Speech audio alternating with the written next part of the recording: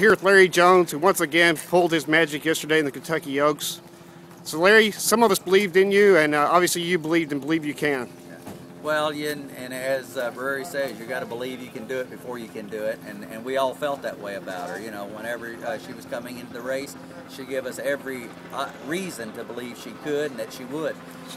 She's had a great spring prepping, great training here going into the race, and we believe we could.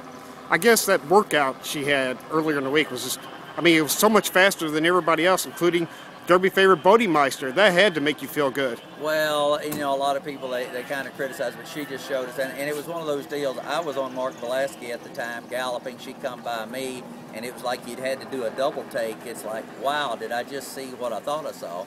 And then when she come back out of it so well, we really felt like we had a big shot yesterday. And then can you talk a little bit about your jockey? I mean, Rosie's just, you're off to really, you've got a good relationship going. Well, I tell you what, Rosie has ridden off and on for me, and mostly off, but every now and then when I could get her, she just has done nothing but perform. She rode the first stake winner for me that she rode, I guess, probably 4 years ago in Maryland. But she's just consistent, and we have a fantastic win percentage. I mean, we're almost 50% wins, me and her over a 4-year period.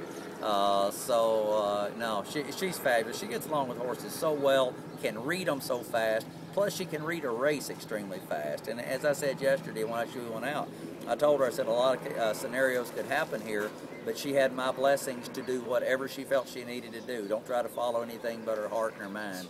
And she did, and it paid off. Is that her greatest, one of her best assets, is her ability to read the race and really not get too flustered as it unfolds? Because these things may look one way on paper, but once the gates open, it's an entirely different scenario. Well, it really is, and you know, jockeys have been labeled sometimes as maybe not being the smartest people in the world, but Rosie's very heads up. She's a very intelligent, and yes, I think that's a lot of it. You know, I see her in a certain position in a race on some of my horses, and I think, boy, that's not the way it looked on paper, but she makes it work. So no, she's great. And then once again, can you draw any comparisons between this filly and your other Oaks winner? Well, we've always compared them to each other from day one. I mean, this filly's a little bigger than Proud Spell, got a little more leg on her. Looks like she should get the distance a little easier even than Proud Spell did. And Proud Spell was very effective up to the 1.25 miles. But basically it's the same. You know, they both blew out for the Oaks in 58-2.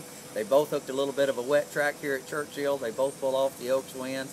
I mean, they neither one get passed down the lane. Whenever you're going to beat them, you better be in front when you turn for home because you don't pass them.